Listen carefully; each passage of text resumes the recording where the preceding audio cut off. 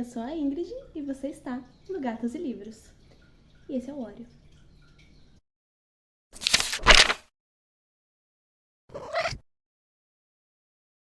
Oi, pessoal! Hoje eu vou falar sobre um livro que me ajudou a mudar hábitos, que me ajudou a refletir sobre a minha vida. Mas calma, não vai embora pensando que é um livro de autoajuda, não é. É um livro sobre filosofia japonesa, mas ele realmente te ajuda a pensar. Então, se você gosta de pensar e refletir sobre as suas leituras, fica aqui comigo, eu vou ficar muito feliz de ter vocês até o final do vídeo. E uma coisa que é importante dizer é que a minha resenha ela é separada em alguns capítulos, e eu vou deixar separadinho aqui embaixo para vocês. Só para vocês saberem, a primeira parte é a introdução, a segunda é título, autor e gênero literário, a terceira é o contexto histórico, aí temos o resumo, enredo, estilo e linguagem, temas e mensagens, que é a parte mais longa da resenha, pontos fortes e pontos fracos, avaliação pessoal e conclusão. Espero que vocês gostem do vídeo e fiquem aqui até o fim. Então vamos para a parte 1, título e autor, vamos lá. Ikigai, os segredos dos japoneses para uma vida longa e feliz. Os autores são Héctor Garcia e Francesca Miralles. O Héctor Garcia é espanhol, mas ele é cidadão japonês. E ele é engenheiro de software, ele se considera um nerd no mundo da literatura. E o Francesca Miralles, ele é espanhol também, autor de diversos livros, jornalista, bacharel em letras e músico. 2. Gênero literário. Ele é filosofia japonesa e longevidade. Não sei se vai dar pra ver, mas eu não tô mentindo, ó. Não é autoajuda, tá bom? Fiquem despreocupados. Item de número 3, contexto histórico. O livro foi publicado em 2016 em espanhol e foi traduzido para o português em 2018 por Elisa Menezes e publicado pela editora Intrínseca.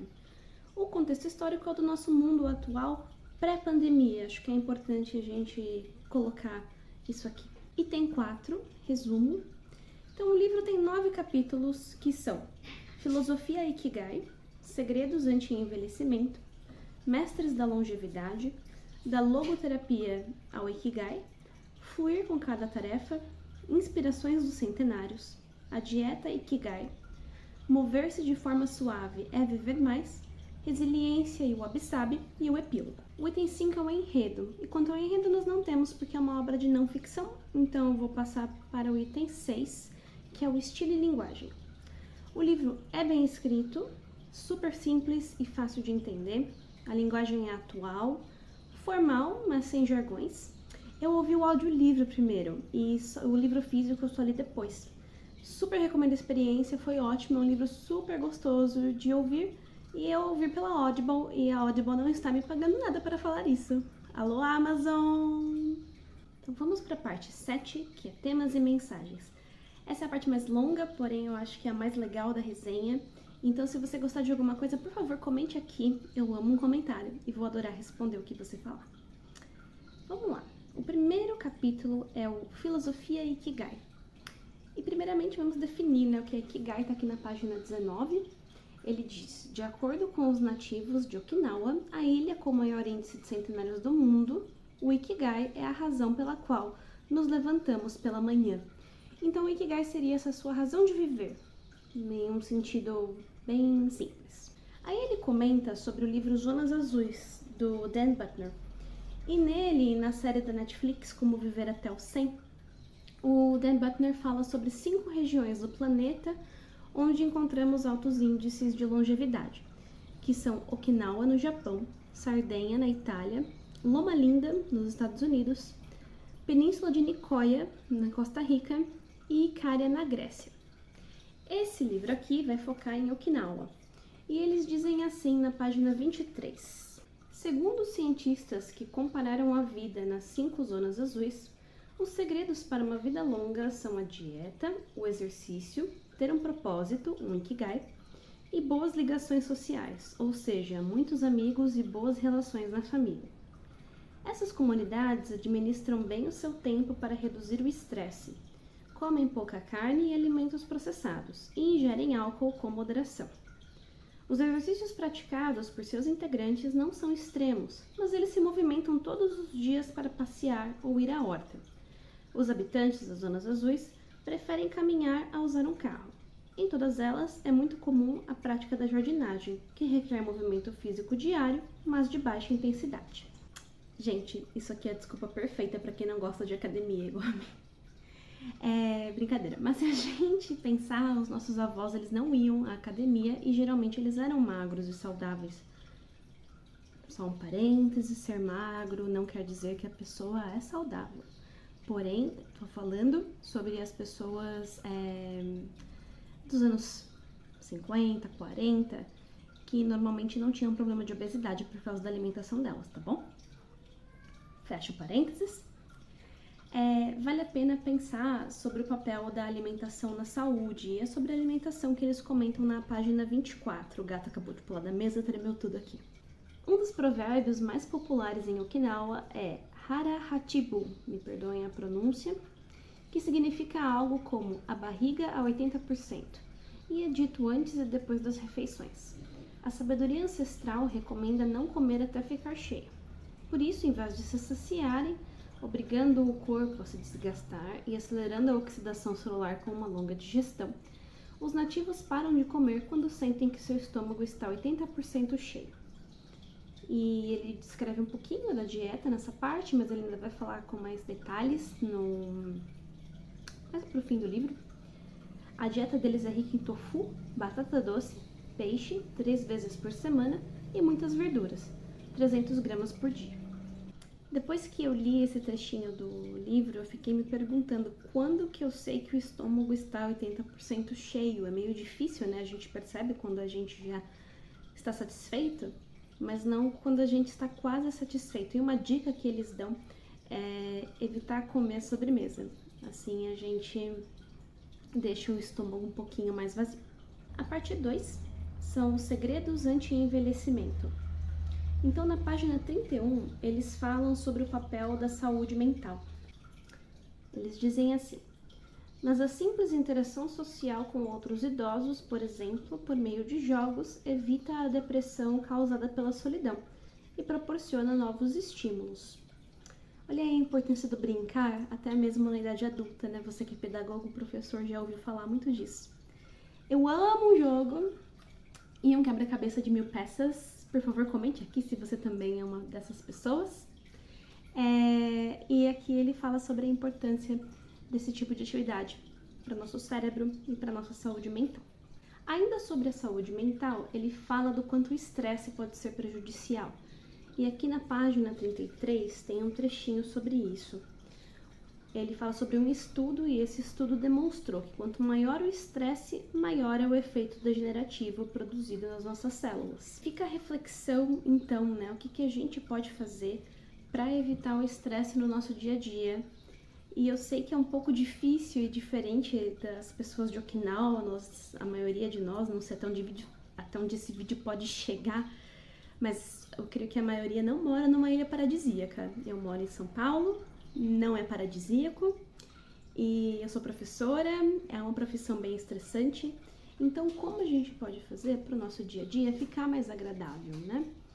Fica aqui a reflexão desse trechinho do livro. Na parte 3, Mestres da Longevidade, é um capítulo que traz os testemunhos dos supercentenários, que são as pessoas acima de 100 anos. Eu não vou ler nenhum testemunho, porque eu acho que eu considero isso um spoiler. É muito gostoso ler os testemunhos dos velhinhos. Mas eu vou dizer o que eles têm em comum, que é pouca coisa. Alguns deles, inclusive, são muito honestos e dizem que eles não sabem como eles chegaram nessa idade tão avançada. Outros dizem que o segredo está na alimentação. Outros dizem que é em não se estressar, um em manter a mente e o corpo ocupado, e um deles diz que foi o seu bom humor. Nós ainda não temos uma fórmula para superar os 100 anos, e o que a gente sabe é que é uma mistura de genética, ambiente e hábitos de vida, como o Dr. Peter Attia deixou bem claro no seu livro Outlive, que já tem resenha, não é resenha, tem um Lidos de Março aqui no canal sobre esse livro, vale a pena conferir, vou deixar o link aqui embaixo. Eu ainda não sei deixar no card aqui em cima. O capítulo 4 é da logoterapia ao Ikigai. E esse é um capítulo do qual eu não quero falar muito por falta de conhecimento e eu não quero falar nada errado. Ele fala sobre a relação entre a logoterapia, a psicanálise e o Ikigai. E eu não sabia o que era logoterapia até ler esse livro, e o que eu achei na minha pesquisa foi, eu vou ler aqui para vocês. A logoterapia, ou análise existencial, é uma abordagem da psicologia clínica que tem como foco a busca pelo sentido, considerada a principal motivação de todos os seres humanos. Tem reconhecimento internacional e se baseia em dados empíricos, sem estar associada a uma doutrina religiosa específica. E esses dados vieram da PUC do Paraná. Como os autores definiam o Ikigai como a razão pela qual nós acordamos de manhã, faz sentido que eles sugiram a logoterapia para ajudar nesse autoconhecimento. E se você quiser saber mais um pouquinho sobre o que é a logo ou logoterapia, me corrijam aqui nos comentários, por favor. Eu incluí o link da PUC Paraná aqui na descrição do vídeo. O capítulo 5 fala sobre fluir com cada tarefa. Esse capítulo é super interessante e ele fala sobre o flow, ou fluir, que é definido aqui na página 88. Eles dizem, como aponta o autor de fluir, fluir é o estado em que as pessoas entram quando estão imersas em uma atividade e nada mais importa. A experiência em si é tão agradável que as pessoas a continuarão fazendo, ainda que precisem sacrificar outros aspectos da vida apenas para isso. Então, sabe quando você entra numa tarefa e não vê o tempo passar? Esse é o estado de flow. E aí fica a pergunta, você sabe o que te leva a fluir? Seria como um estado meditativo. Você está naquela atividade e não pensa em mais nada. Pra mim, é montar quebra-cabeça. Eu começo a montar e não consigo mais parar. Quando eu percebo, eu não estou pensando em nada. É uma sensação maravilhosa. Aqui na página 90, ele traz umas técnicas para fluir. E ele fala sobre o nível de dificuldade da tarefa. De acordo com o ponto 5 de Schaeffer, trata-se de assumir uma tarefa que podemos terminar, mas que ao mesmo tempo esteja um pouco acima das nossas capacidades. Eu acho essa parte interessante porque a atividade não pode ser nem muito fácil, nem muito difícil. Ela tem que proporcionar um desafio para o nosso cérebro, mas não pode ser frustrante. Né? Isso, como professora, me faz muito pensar no que eu devo dar para os meus alunos, né? Como desafios que vão ser estimulantes para eles. Aí na página 91, ele vai falar sobre os videogames com moderação. Olha que interessante. Os jogos de tabuleiro e os esportes são atividades ideais para entrar em flow, porque o objetivo costuma estar muito claro: superar a si mesmo ou a um rival seguindo uma série de regras definidas de forma clara. Você gosta de jogos? Você gosta de videogames, quebra-cabeça? Conta aqui, eu também adoro videogame, já pensei em ter um canal no YouTube até sobre isso também. Mas o amor pelos livros ainda é maior. Na página 95 ele fala sobre multitasking. E é sensacional, vou ler pra vocês. Concentrar-se em apenas uma atividade é talvez a condição mais importante para fluir. Gente, é mito que a gente consegue se concentrar em várias atividades ao mesmo tempo. Muita gente diz, as mulheres conseguem fazer várias coisas ao mesmo tempo, e o homem não. Não é bem verdade. Ninguém consegue fazer nada direito se concentrando em mais de uma tarefa ao mesmo tempo. Ai, polêmica, adoro.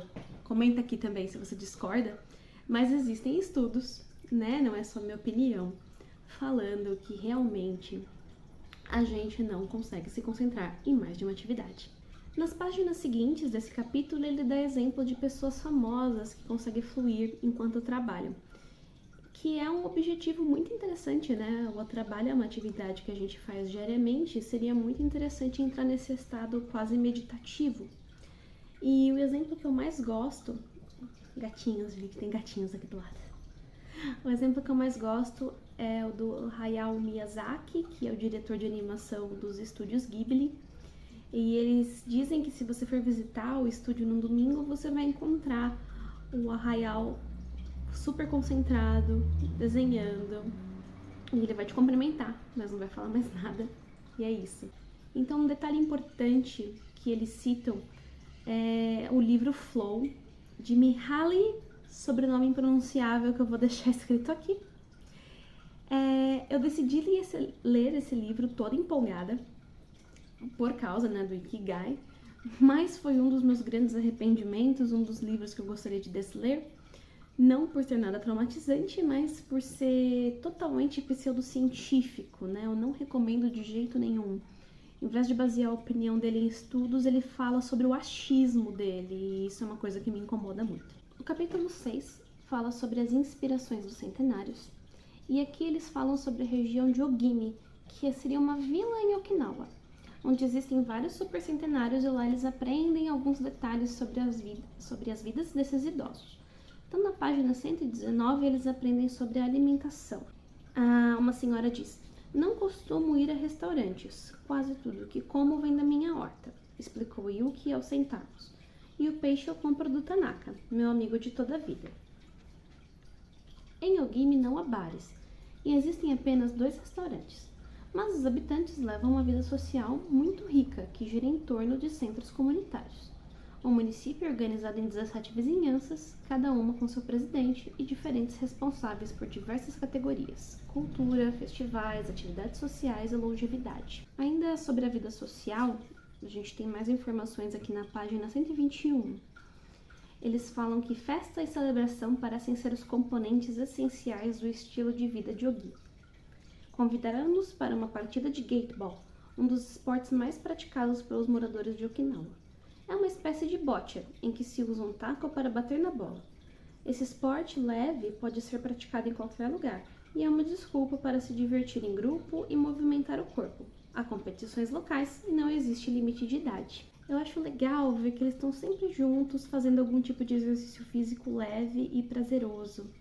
Isso contrasta muito, às vezes, com a nossa sociedade ocidental, em que quanto mais velha a pessoa fica, mais isolada ela tende a permanecer. Então, acho que é uma dica muito interessante para você que tem algum velhinho na família. Prestar atenção para ver se essa pessoa tem uma vida social. A gente viu na pandemia que tirar a vida social das pessoas, as atividades fora de casa, foi muito prejudicial, né? Quem tinha alguém em casa dessa idade conseguiu perceber super claramente. Eles também fizeram algumas entrevistas com os idosos, e olha que coisa mais fofa esse trechinho dessa entrevista. Tá na página 125. "O segredo para uma vida longa é não se preocupar e ter um coração tranquilo, não o deixar envelhecer. Abri-lo às pessoas com um bom sorriso no rosto. Se você sorri e abre o coração, seus netos e todo mundo vão querer vê-lo." Ai, gente, coração quentinho. Tem outros trechos também muito fofos que eu vou ler para vocês. Aqui na página 126, a pessoa diz: "Eu me levanto todos os dias às 4 da manhã. Programo o despertador para essa hora a fim de tomar um café e começar a fazer exercício, levantando os braços. Isso me dá energia para o resto do dia." Aí outro depoimento é: "Faço exercícios diariamente e todas as manhãs dou um pequeno passeio." E um outro conselho é: "Comer verdura, isso faz viver muito." É o que a nossa avó diria, né? Ainda temos mais conselhos aqui. "Reunir-me com meus amigos é meu Ikigai. Mais importante, aqui nos encontramos e conversamos. É muito importante. Sempre tenha em mente o próximo dia em que vamos nos encontrar. É o que eu mais gosto na vida." Falar todos os dias com as pessoas de quem se gosta. Esse é o segredo para uma vida longa. E você, fala todo dia com quem você gosta? Os amigos e a família são como plantinhas. Você cuida das suas plantinhas? Aqui tem mais um conselho: fazer muitas coisas todos os dias. Estar sempre ocupada. Mas uma coisa depende da outra, sem afobação. Mais uma coisa depois da outra, sem afobação. Rir. E rir é o mais importante. Aonde quer que eu vá, eu rio. Sou voluntária na aldeia para devolver um pouco de tudo que recebi. Ajudo, por exemplo, amigos e amigas a ir ao hospital com meu carro. Gente, olha que coisa legal, né? Às vezes tudo que você pode fazer é dar uma carona e tá ótimo. Isso já ajuda muito qualquer pessoa na sua comunidade. Na verdade, vale a pena pensar, né? Você tem uma comunidade, você conhece o seu vizinho, você que mora em prédio, né? Gente, uma dica boa para conhecer o vizinho: eu moro em prédio, né? é deixar um pãozinho ou um chocolatinho com um bilhetinho lá e com o seu número de WhatsApp. E você fala, olá, sou o fulano, sou seu vizinho. Esse aqui é meu número, se precisar de qualquer coisa, estou à disposição. Gente, é irresistível, o vizinho sempre vem, responde, acha fofo. Então fica a dica aqui para vocês conhecerem os vizinhos de vocês, tá? Nas páginas 128 e 129, eles resumem os segredos das vidas desses centenários e eu gostaria de destacar 2 deles.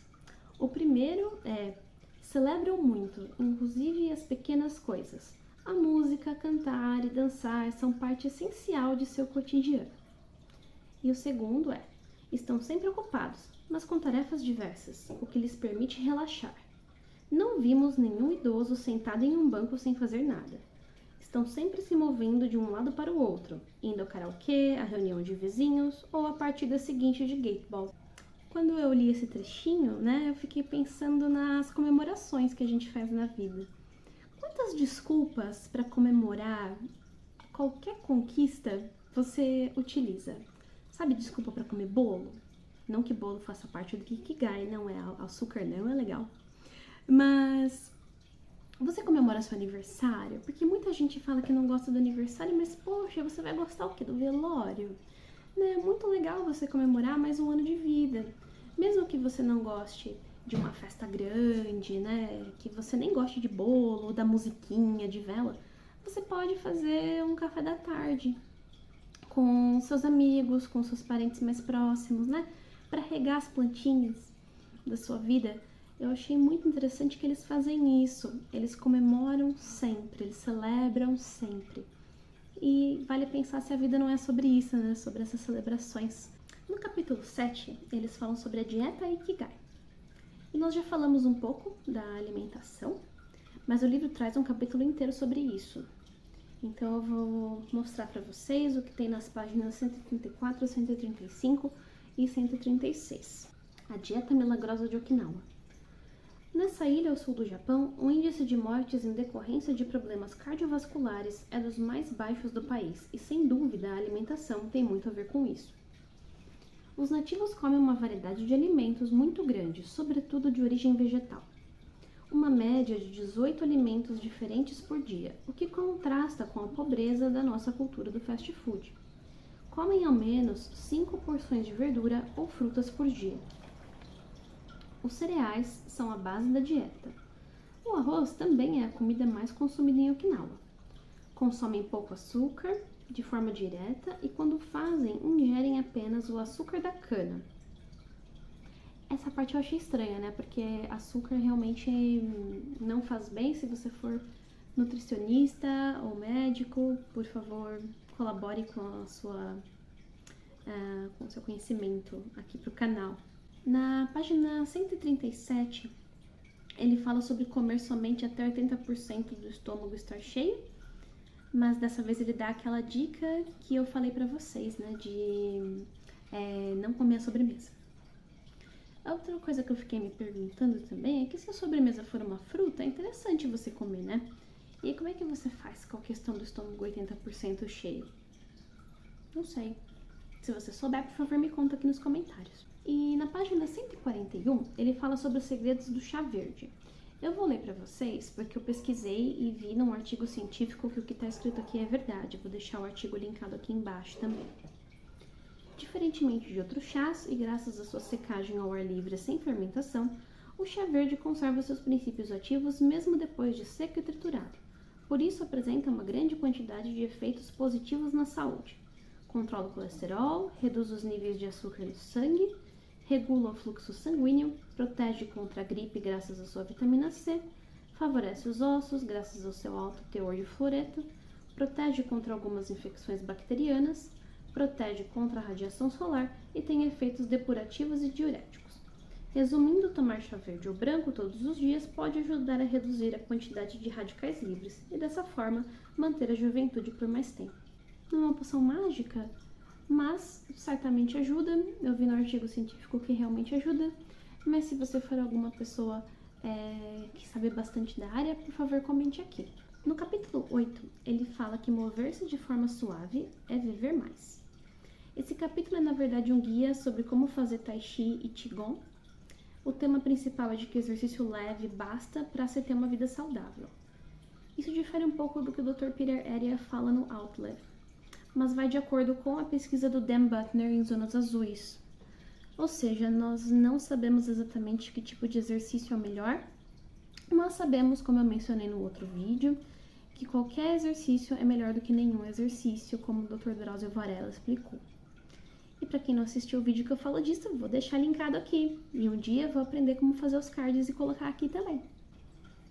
No capítulo 9, Resiliência e Wabi-Sabi, que é o capítulo final do livro, eles introduzem dois conceitos, né? O Wabi-Sabi e Ichigo-Ichie. Eu vou ler um pouquinho e mostrar os dois livros que são dos mesmos autores sobre esses temas. Na página 180 eles dizem: o Wabi-Sabi é um conceito japonês que ensina a beleza da natureza perecível, mutável e imperfeita de tudo que nos rodeia. Em vez de buscar a beleza na perfeição, devemos procurá-la no que é imperfeito, incompleto. Apenas o que é imperfeito, efêmero e incompleto tem verdadeira beleza, uma vez que assim se assemelha à natureza. Um conceito japonês complementar seria o Ichigo-Ichie, que pode ser traduzido como este momento existe apenas agora e não voltará a acontecer. A cultura japonesa aceita a natureza perecível do ser humano e de tudo o que criamos. Então aqui a gente tem o livro Ichigo-Ichie, dos mesmos autores. Eu gostei bastante desse aqui, eu achei esse conceito muito interessante, muito legal. Ele ressoa com o que eu acredito, de que a gente tem que comemorar os pequenos momentos da vida, porque eles só acontecem uma vez. E esse aqui é o Wabi-Sabi, é só do Franceschi Morales. Ele já é um conceito diferente de livro, ele é um romancezinho, uma novelinha, e ele coloca o conceito do Wabi-Sabi bem disfarçadamente aqui na história, falando sobre pessoas imperfeitas. Né? Normalmente os livros sobre o Wabi-Sabi têm esse conjunto de cores, também é interessante. Se você souber mais sobre o Wabi-Sabi e quiser comentar aqui, eu acho que é um conceito muito legal, mas eu ainda não entendo completamente. E se você assistiu um dos meus vídeos sobre livros sobre gatos ou lidos de março, vai ver que eu falei sobre o Wabi-Sabi, que era nome de uma gatinha, de um livro infantil, que é lindo, maravilhoso, perfeito. Vou deixar aqui linkado também. E o capítulo 10 é o epílogo, e ele faz um resumão de tudo que ele falou. Eles falaram, no caso, né? Os itens principais seriam: mantenha-se sempre ativo, nunca se aposente. Calma, ele quis dizer que você tem que sempre ter uma ocupação, não ficar no seu emprego que te consome pela vida inteira. Tenha calma, não coma até se encher. Rodeie-se de bons amigos. Coloque-se em forma para o próximo aniversário. Sorria. Reconecte-se com a natureza. Agradeça. Viva o momento e siga seu Ikigai. Agora a parte 8 da resenha seriam os pontos fortes e pontos fracos. Então, sobre os pontos fortes, eu achei que é um livro super gostoso de ler. Aqui tem minhas marcações. Ele traz uma mensagem muito boa de esperança, já que o livro mostra que, embora não exista uma receita, certos hábitos tendem a prolongar a nossa vida. Ele tem relatos e evidências científicas dos pontos que ele traz, e isso agrada muito o meu coração biológico. Ele me fez querer ler os outros livros dos autores que eu mostrei para vocês e aprender mais sobre as zonas azuis. E velhinhos são fofos, gente, eu adorei os depoimentos. Quanto aos pontos fracos, nem todos os pontos do livro são cientificamente comprovados. E o capítulo sobre o Tai Chi, eu acho que ele não precisava estar lá, porque ele tem várias figuras sobre como fazer os movimentos. Eu acho que um vídeo, nesse caso, seria mais interessante do que um capítulo com desenhos de bonequinhos mostrando como fazer os movimentos do Tai Chi. Parte 9 é a minha avaliação pessoal. Eu gostei tanto desse livro que eu li ele 2 vezes, né? A primeira vez foi em audiobook e a segunda foi nesse exemplar. Eu também adorei o Ichigo-Ichie, recomendo para vocês. Não adorei tanto o Wabi-Sabi, mas ele também é um livro muito fofo. Esse livro me fez repensar alguns hábitos, principalmente aqueles que já são comprovados pela ciência como mais saudáveis. Embora não exista uma fórmula mágica para viver até os 100 anos, seguir os conselhos desse livro vão fazer bem para o corpo, para a mente, para o coração. Afinal, nós somos seres sociais que precisam ser ativos mentalmente e fisicamente. E toda a parte social que ele fala que a gente precisa ter para nossa saúde mental, eu acho de extrema importância também. Conclusão, eu recomendo a leitura do Ikigai, porque ele só vai fazer bem. É um livro muito positivo. E caso você queira estudar mais sobre esse assunto, eu recomendo o livro Outlive, do Dr. Peter Attia, e assistir a série Como Viver até os 100, da Netflix. Muito obrigada para você que assistiu o vídeo até aqui. Obrigada para você que já se inscreveu aqui no canal. Obrigada pelo seu like. E obrigada caso você use um dos meus links da Amazon para comprar esses livros, porque ajuda o canal. Até o próximo vídeo. Tchau, tchau!